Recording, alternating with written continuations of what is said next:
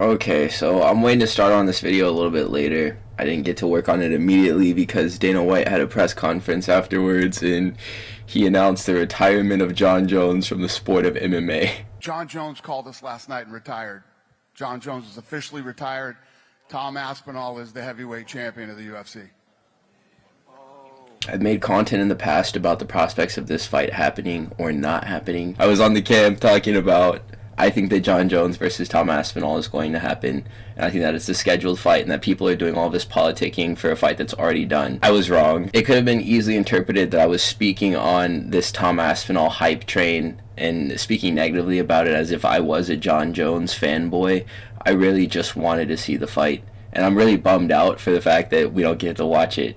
And it's cool that Tom Aspinall did what he said he was going to do. He retired Jon Jones from the sport without throwing a punch at him, but nobody really wins here. We're just going to have to watch Aspinall versus Almeida and shut up now and enjoy it. And it's going to be cool because we're going to get to watch Tom Aspinall do his thing, but man, I feel so undersold for the fact that we don't have that to look forward to at heavyweight. And now it's just going to be the Gane Almeida Volkov grinder forever in this division, and we need more heavyweights, man. But I'm getting off track. I just watched UFC Fight Night Baku, Azerbaijan, Hill versus Rountree Jr. This was an absolute demolishing in the main event of Jamal Hill by Khalil Rountree. This is a look inside of the stomach of Jamal Hill while Khalil Rountree was throwing body switch kicks. The main event, Jamal Hill versus Khalil Rountree. Khalil Rountree, he emotes immediately on Jamal Hill. As soon as the fight starts, Khalil Rountree puts his hands down and he just stares at Jamal Hill. And I was very confused by this, and Jamal Hill seemed to be kind of confused by it as well. So they start playing the jab low kick game. Jamal Hill was the first person who initiated it, and I was very confused by this because I was expecting walk him downhill to get up in that pocket and start blitzing with crazy combinations. But they never really came. Jamal Hill started pumping out a leg kick at Khalil Rountree, and he was tentatively doing it like he was expecting the leg kick to come back at him, and he was like, okay, I'm going to just feel this out. Leg kick, jab, jab, leg kick. But the thing about it that made me really question what Jamal Hill's plan even was the fact that he stood at kicking range with Khalil Rountree and didn't seem prepared to check anything. So through the first round, whenever he's feeling out Khalil Rountree, he's really just getting his own calf felt out, and he's shaking his head at Khalil Rountree, but these kicks hurt and they're buckling his leg. And so his leg gets disabled in the first 6 minutes. And he has no sting on his jab, he can't throw a lead hook, and he has to switch stances into orthodox, and he doesn't even do that. Whenever a fighter does suffer enough leg damage to make it so that they can't fight or apply any weight on their lead leg, it's so easy to tell whenever they don't practice out of orthodox. Jamal Hill is a fighter who exclusively fights in southpaw. So whenever he was having to switch stances, like Israel Adesanya, because his leg was getting chopped at, he was getting boxed. And what ended up happening was Jamal Hill's footwork, whenever he did have two functioning legs, was good enough to get just out of range of these really big looping overhands from Khalil Rountree. And as his legs started to deaden, he couldn't move out of the way fast enough, so he started getting hit on the exit, and this happened to him twice in round 3, and he got dropped both times. This was like a 10-8 round, and not a lot of things happened in it except for the fact that Khalil Rountree dropped Jamal Hill twice. So this is like a boxing 10-8 where they just kind of stand chest to chest and have a staring contest, and then a guy drops the other person twice. There was a lot of Devin Haney behavior going on from Khalil Rountree to get this one going, and it looked like it was going to be him making the fight boring. But as Khalil Rountree made Jamal Hill more and more injured in the legs, he was the one who ended up making the fight boring. And Hill was clearly frustrated by the fact that Khalil was opting to play range, but he didn't crash or create any type of skirmishes on the feet, and he just stayed at a range where he could get his tree chopped at. And it just made sense for Khalil Rountree to do as he was circling laterally, and he just kept on kicking his leg, and he didn't do anything about it. Whenever you did look at this fight on paper, and in the early going of the fight, based off of the leg damage that Jamal Hill was sustaining from Khalil Rountree, and how that was then opening up the boxing, I am so surprised at this fight ended in decision. I think total, we got 10 decisions tonight, and only 2 fights ended in finish, which was the smack opposite of what I thought was going to happen. I got a lot of my predictions wrong for this reason because the fights just all ended in decision. If your parlay wasn't sold by now, Hill definitely sold the parlay tonight, because a lot of people thought that this was a good pick whenever Khalil Rountree was the favorite. People were like, hold on, wait a minute now, this is the ex-champion we're talking about. And I'd said before, Jamahal Hill was the weakest of the last 4 205 champions, and that was very evident tonight. Man, what was he doing in there? I think Jamahal Hill, he needs to just lay low for a minute, and he's got to stop hating on dudes for real. Because he didn't say anything wrong about Khalil Rountree, but he could only speak about Khalil Rountree the way he was talking about him, like he's a journeyman, and the fact that Alex Pereira and him had different fights doesn't mean anything if him and Johnny Walker also had different fights than the one that Jamahal Hill had with both of those 2 guys. He can only speak on things like that if he's like Anthony Rumble Johnson or some guy with like this crazy knockout threat. But he's been doing too much losing lately to be like on the internet chatting as much as he's been. So I think he needs to just kind of chill out a little bit. I think that it's good that he's a competitor, and we love Jamahal Hill. There's a lot of fan support for him in this persona, whether or not it is. I mean, it is a persona. He brings the Peloton water bottle with all the blood marks on it. He starts drinking out of it. It's a character. He's actually probably a really good person, but he needs to kind of chill on defaming other contenders while he's working on getting his ducks in a row. Because there's potential for him, but there's some technical things that he needs to work on. Jamahal Hill is too reliant on the Bobby Green patented hood style. For this to have been number 4 Jamahal Hill versus number 7 Khalil Rountree, and they put on this type of fight, this is just clear evidence that the division needs an injection of contenders badly. This division and heavyweight, we're going to get into that later. But Khalil Rountree, he won a decision, and it was one of the fights of all time. The co-main event was Rafael Fiziev versus Ignacio Bahamondes. Ignacio's lack of experience really was a disservice to him today. Sometimes you have these contenders who you push towards the top of the divisions, like Sean O'Malley, and I think that they're going to do the same thing with Malcolm Wallmaker, like Shara Bullet. These guys, whenever they're on their way up, since they don't have that much experience, they'll fight like they don't care about getting knocked out because they don't know the potential dangers that come with the worst outcomes of the sport because they haven't been around long enough for them.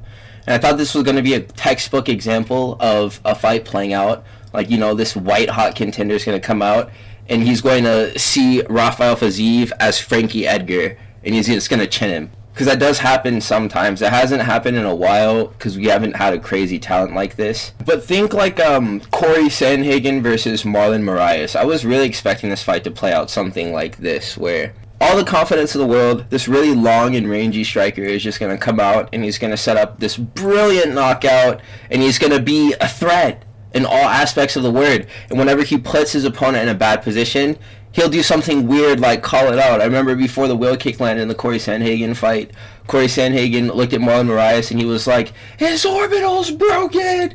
And he shouted it in a quiet apex. And Marlon Moraes doesn't speak English. And he's like, and then he gets wheel kicked. I thought it was going to be something cool like that, man. It was like Ignacio Bahamondes was expecting a Taekwondo fight. He came out trying to throw all these kicks with flair and to be this like crazy, explosive, and acrobatic fighter doing all this weird and creative stuff. But he really outsmarted himself on the feet, it looked like. Because what it ended up being was him angling off to just throw these naked wheel kicks, thinking like, oh yeah, this is the right moment. Yeah, he's going to be escaping. And he's not, and he just sees it and it just ducks, and he does that Matrix thing where he leans back and the kick flies by his face. He's trying to throw these high kicks, Ignacio Bahamondes, off of a jab or a two-strike setup, like Rafael Fiziev isn't a super high-level kickboxer as well. And he was getting punished by Rafael Fiziev, who was only boxing. He beat up Ignacio Bahamondes with a 1 and a 2. He was very efficient, Rafael Fiziev, and he just stuck to the fundamentals. He fought like Justin Gaethje in this fight a little bit. Or I should say that he fought Ignacio Bahamondes the same exact way that he would have fought Justin Gaethje if they fought for a third time, and he won this fight. Wrestling and all, like we saw in the second fight with Gaethje, Fiziev was having success everywhere in the octagon. I'm not sure if Fiziev was limited to the fundamentals of boxing because he couldn't get active with the kicks because of his leg, but he seemed healthy, like he was moving well. I also have suffered an ACL injury that I'm recovering from about 3 months out from now, so I'm looking forward to being able to return to my former glory in a move like Rafael Fiziev was moving tonight on the mat. Even though I was wrong in my prediction, Rafael Fiziev wins a decision, and this fight was not close to being stopped at any point.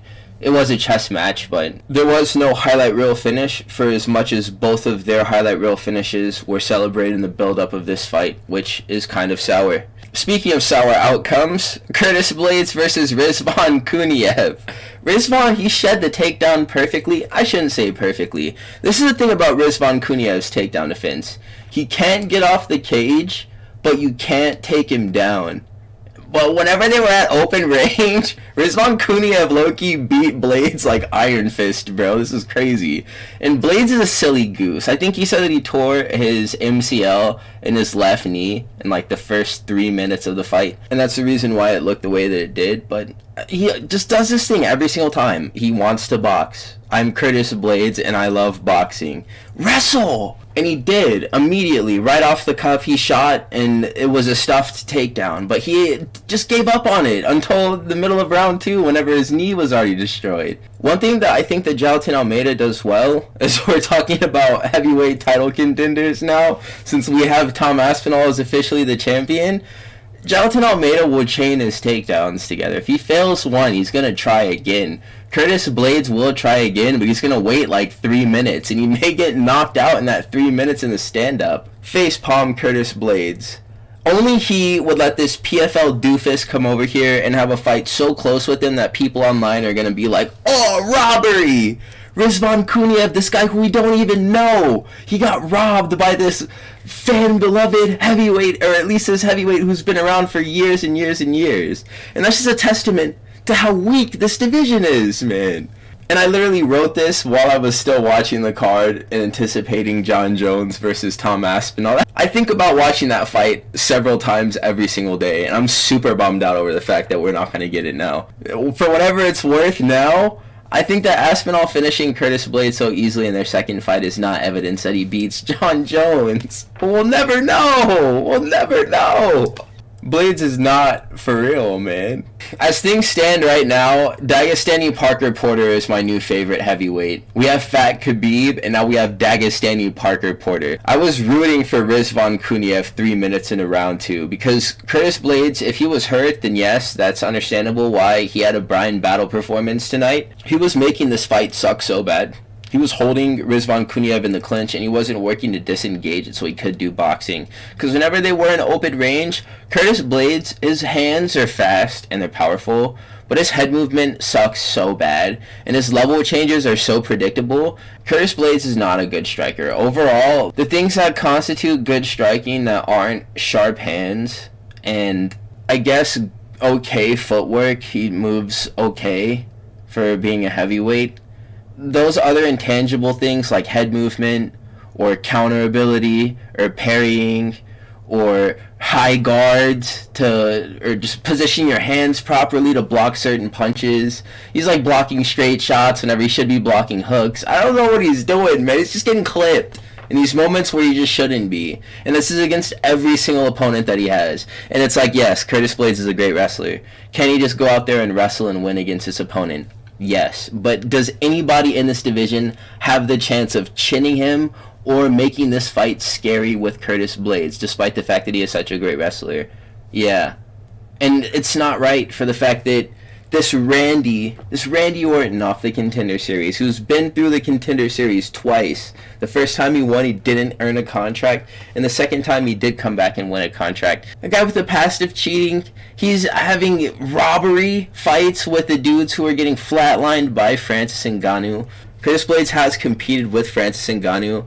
They look like two debuting fighters in the UFC. And Curtis Blaydes has been here for so long. The dude that he fought, he was throwing these jump knees and stuff. He looked like Blobson Blobosa. And this isn't cool because Curtis Blaydes should have shut that down immediately. He wins a decision, and for the namesake of the UFC, I'm glad that it went this way. But if you want to ask me if he actually deserved to win this fight, I do not think so. I wish that there was a way for both of them to have lost and to have just drawn and nobody wins. This fight was kind of lit. Tofiq Musayev versus Myktybek Orolbai. I don't have anything else to say about this other than Bellator fighters just aren't good, man. And the PFL brand, that's a little bit better. You'll get the Rizvan Kunievs who will come and have a split decision with Curtis Blaydes from time to time. Something like this. The Kayla Harrisons, PFL, they'll give us some dogs. Maybe. But Bellator, dude, not a chance. Every single time. And people were talking up this Musayev guy, too. He was fighting like he was in a dream. Like, whenever you're in those dreams and you're fighting someone and it's like you're underwater. He was fighting like he was in a dream, and the dream was that he was underwater. So he's extra slow. Myktybek Orolbai was just calm sparring. And all of the work was done on the ground. This was just jiu-jitsu. And this was like a high-level belt dispatching a low-level belt. On the mats, a guy who just came in off the street and was like, I can tap out the toughest guy here. And then Myktybek Orolbai takes him out on the mat and then displaces his shoulder. I didn't think that Musayev would have any extraordinarily special qualities to him before this fight started, but I didn't expect him to go out the way that he did so easily as well. He came out, jab, low kick, and these were very sloppy jabs and low kicks, and these kicks were just being caught by Myktybek Orolbai, who you have to be a high-level grappler in order to be able to catch someone's low kick and transition it into a takedown, but he made this read, and Tofiq gave him the same kick to set up a takedown off of. And whenever they were onto the ground, Tofiq Musayev was holding on to this guillotine, and I was like, dude, you're going to get Von Flued right now. Do you not realize that you get choked from this position if you don't let go of this headlock? It just looked bad, honestly. And Myktybek Orolbai, he did what he was supposed to do. This was like that guy who fought Benoit Saint-Denis off of that Canada card, who they just brought on as a Make-A-Wish fighter. Benoit Saint-Denis actually went life and death with that guy a little bit, and they actually made it into the second round or something like that. But Myktybek Orolbai, he got this done really fast. It was a Kimura. He stepped over the head immediately. It was so easy for him. He didn't break a single sweat doing this. Orolbai won via round 1 sub. I feel like a lot of different guys would have done this, but let's get Orolbai a little bit of hype. He shuts down the dude who was supposed to dub in his home country. He didn't do it. This was the best fight.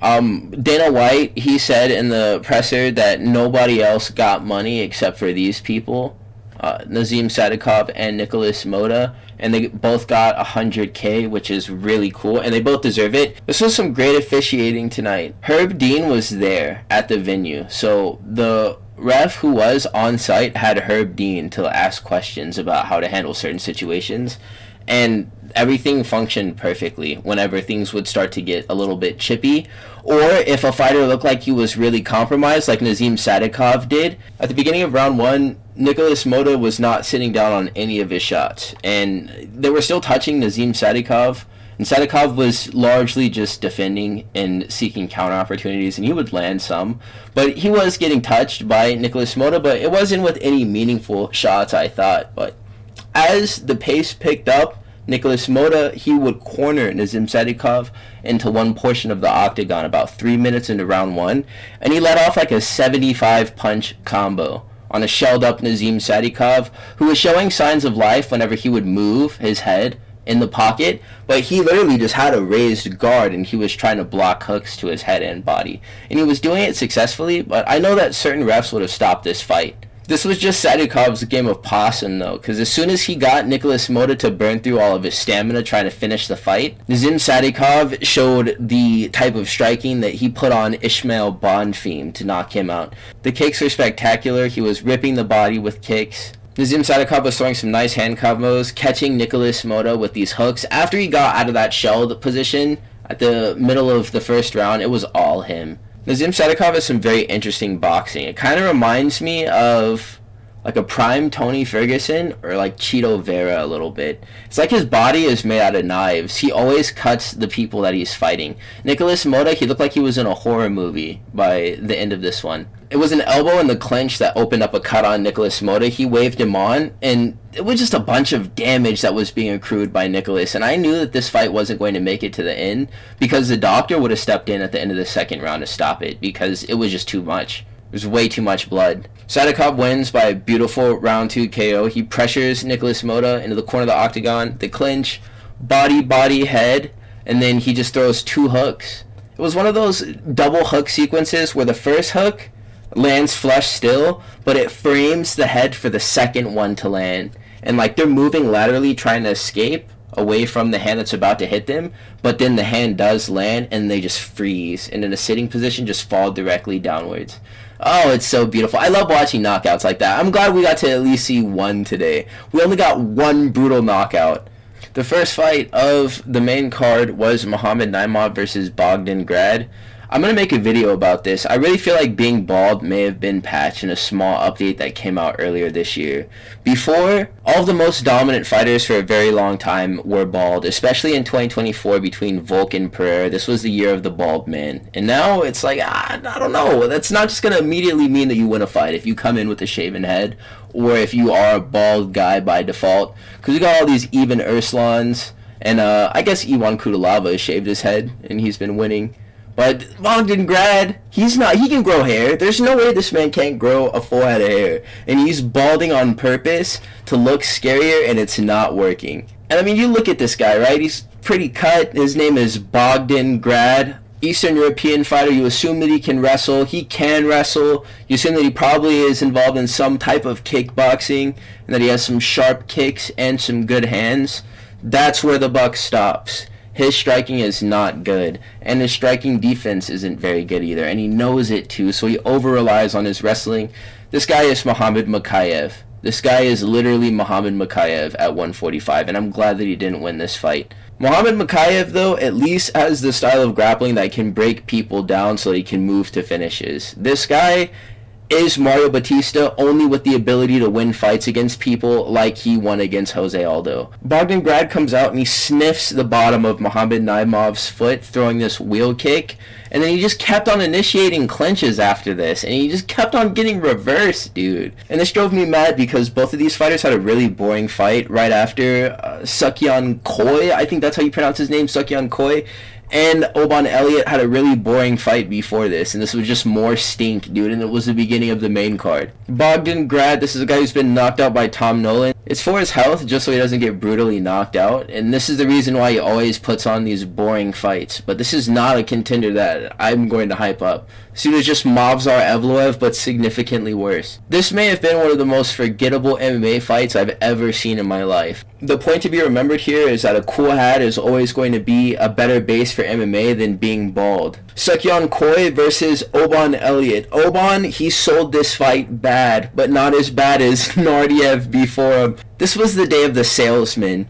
All of these dudes just came out here and they just acted an ass baboon. These dudes came out here and absolutely tweaked. Like, nobody had their head screwed on straight whenever they were fighting. Because Oban Elliot probably could have applied himself and knocked out Seokhyeon Koi. But he was under the impression that I was under as well, that Seokhyeon Koi did not have wrestling. And he did wrestle a little bit on his Contender Series fight, but he didn't display an exceedingly high level of skill. And his control didn't look overwhelmingly crushing either. It just seemed like wrestling was something that he would do sometimes in his fights. Oban Elliot figured that he could whoop Koi the same way that Grant Dawson beat Diego Ferra, and he paid direly for thinking he'd outmatch him in wrestling. Because he was just getting reversed, man, and I don't understand how this was happening. And in round 2, Koi was offensively seeking his own takedowns, and that way Oban Elliot was just finding himself in bottom positions for the entirety of 10 minutes after round 1 ended, where they were just neutral in the clinch. Elliot didn't even try the striking because it was too weird and scary. I'm telling you, Seokhyeon Koi literally just stands in front of you like this, and you swing punches at him and he moves his head back, and then that's whenever he goes. So he was like, nah, man, I'm not even going to get myself concerned with that. Grant Dawson masterclass incoming, and you just couldn't swing it because it's a hard fight. And I didn't know this at least, but it makes sense because Seokhyeon Koi is Korean, and those guys have wrestling. I don't know how they have wrestling. I don't know how Australia has wrestling, but Korea and Australia both have really underrated wrestling scenes and some real talent coming out of there. Add Seokhyeon Koi's name to the list because he very well might be a guy who hoops in this division.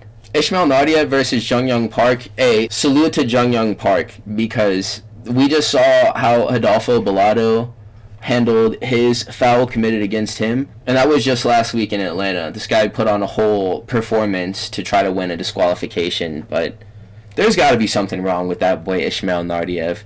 2 separate eye pokes, and these are moments where he was poking the same eye. I think it was the right one, He gets 2 stern warnings from the referee. Don't do this again. Ismail Naurdiev, okay, I'm sorry. And then he starts falling behind.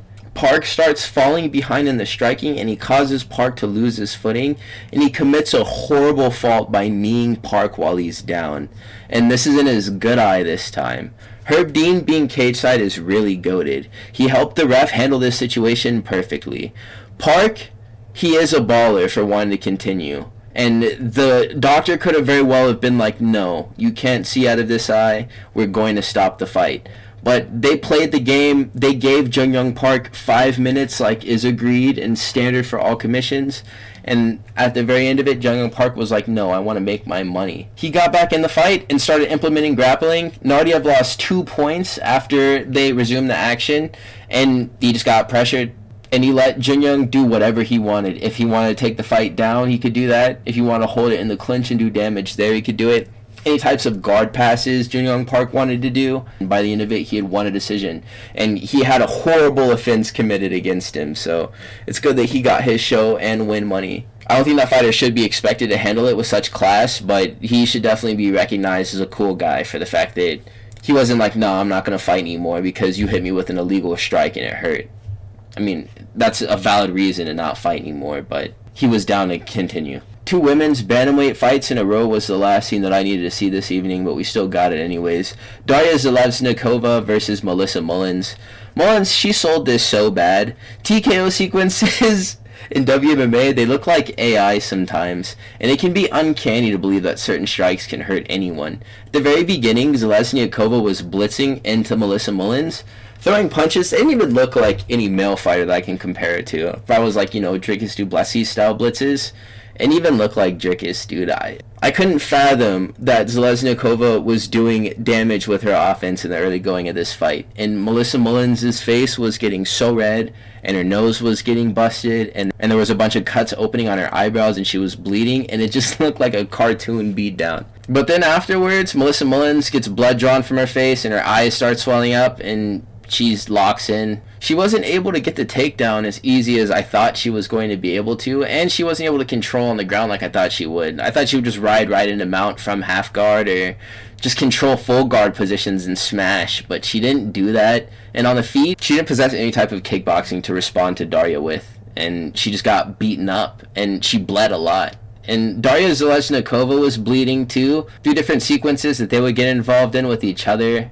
Melissa Mullins would land a few good strikes on the feet from time to time in this fight, and they would cause a cut to open, or some blood would be drawn from the nose or the mouth of Zhelezniakova. There isn't a single contender in this division who's cold and deserves hype except for Norma Dumont and Jacqueline Cavalcanti. Melissa Mullins is the best WMMA prospect out of England. We don't have any cool WMMA fighters. And I'm not actively getting into WMMA to see who's good. I don't really care about following small WMMA prospects until they make it to the UFC, but if they're going to be taking up these spots on the cards, I really hope that the quality of these athletes improves. The fact that Melissa Mullins didn't just come out and wrestle immediately, and she allowed herself to get beat up so much testing the stand-up, I was thinking that somebody must have been ringside smoking opium, making these fighters act so goofy. Zhelezniakova, she won via decision. Irina Alekseeva versus Claudia Segula, another women's bantamweight fight. Salute to all fighters who flush their brains in the toilet before walking out. They make me look really stupid whenever I predict that they'll win certain fights, but they always perform and put on interesting ones. That girl Irina Alekseeva was just hitting Gary's Mod T poses as she was blitzing into the pocket and not doing anything meaningful with her hands. She was just rushing in and just spreading her arms and just getting caught with straight punches by Claudia Segula. And it was the same right hand that was just tattooing her face the entire fight. And the other thing that was tattooing her were these bad shots, which I'd never seen in a fight. Actually, I mean, I've seen teep kicks land in that general region. I'm like, ooh, because I forget, But they were going. Excuse me, but yeah, she was having to take 5 minutes. And she had to do this twice. She was rolling around on the ground writhing in pain, and that really sucked to watch. And my empathy with that kind of ends because I have no basis of understanding that, but I can imagine it doesn't feel nice. It just so turns out that being pretty isn't really a bad base for fighting. Or maybe it's just because Segula is a Polish kickboxer. But I mean, if you do think about it, Natalie Silva, Jasmine Jasudavicius, Verna Jandaroba. WMA fighters can be drop dead gorgeous and at the same time have skills and be top contenders in their divisions. Yeah, two things can be true. All things considered, this was a much bloodier and more fun fight than I expected it to be. Segula wins, and I'm incorrect though, so Segula wins the decision. The second fight on the card was Tagir Ulanbekov versus Azat Maxim. This was a flyweight fight. Khabib was here, and I was concerned. I was like, that boy Ulanbekov might not do as well if Khabib isn't cornering him, but we don't have to worry about anything. He didn't have to worry about anything. That boy Khabib was right there. There's no way that it would have been a short flight from Dagestan. If they didn't pull up for Tagir, they would have been L homies. Wrestling didn't work because Maxim has some of the best takedown defense that I've ever seen. Tagir Ulanbekov would get too high on single legs and try to elevate them. Azat Maxim would just jump in the air and he would post on Tagir Ulanbekov's head, and he would hinge on the lock of his hands and get really heavy on it so that he couldn't elevate.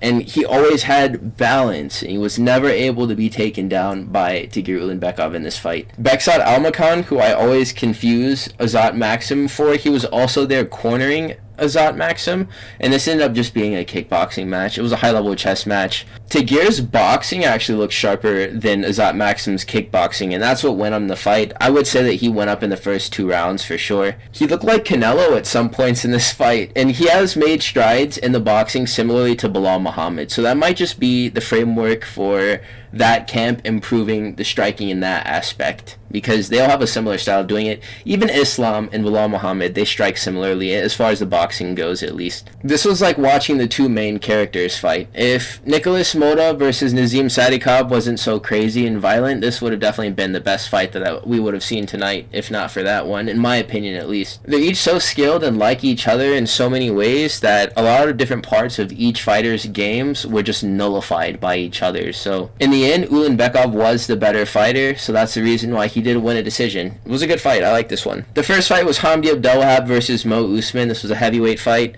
God help heavyweight, man. I used to get so excited for these matchups in the middle of whatever else we had going on. We're going to get to watch some heavyweight fights. This is a free, cheeky knockout, especially if it's 2 fat heavyweights. You get to watch a fat guy get knocked out, and that's even funnier than just watching a knockout happen in general. Now, this is what happens in heavyweight fights if it's 2 fat dudes. Jab on the outside. One guy's going to win the low kick battle and do significant damage to the other guy's leg, and then the fight's just going to suck from there, and it's going to be a clinch spamming fest. And the way that a lot of different things have been playing out is, since we can't get a lot of... I don't know why there's a heavyweight shortage on the market. Nobody wants to be a heavyweight in MMA. It's a serious problem. People don't have the frame for it, and what you have then is a bunch of 205ers or even middleweights who eat up to get to heavyweight, and they're walking in like 235, 245, 242, and they have to fight a 265er, a guy cut down to 265. And that doesn't make it so that you're not able to win the fight, but it does make it so that your fight is probably going to suck, because you're going to have to use a lot more technical skill than just being able to slug it out with this guy who has a higher chance of knocking you out in one punch because he is that much heavier than you are, you know? Something that was surprising to me was the way that Hamdi Abdelwahab it was like Ultra Instinct Abdelwahab, man. He was slipping perfectly, but then he wasn't doing anything as far as countering off this head movement when Abdelwahab perfectly set the table for a KO, but he got complacent and he lost due to poor octagon IQ.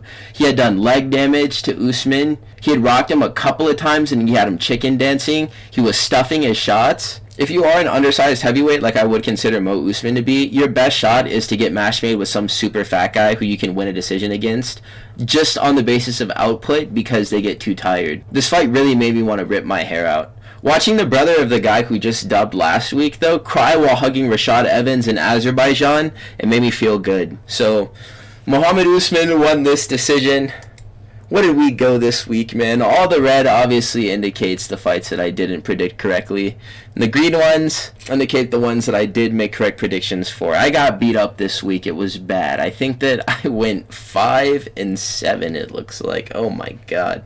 Yeah, 12-fight card. This is probably the worst week of predictions that I've ever had. We need UFC 317 to be a good card, man, because we need it to be a good card. I don't believe in jinxes or anything, but I was very certain that the main event was going to end in a knockout that it didn't end in. I'm very confident that Elliot will knock out Charles Oliveira, and I don't want to be wrong about that. But even if I am, I'm going to have the predictions video out very soon now since it is this week.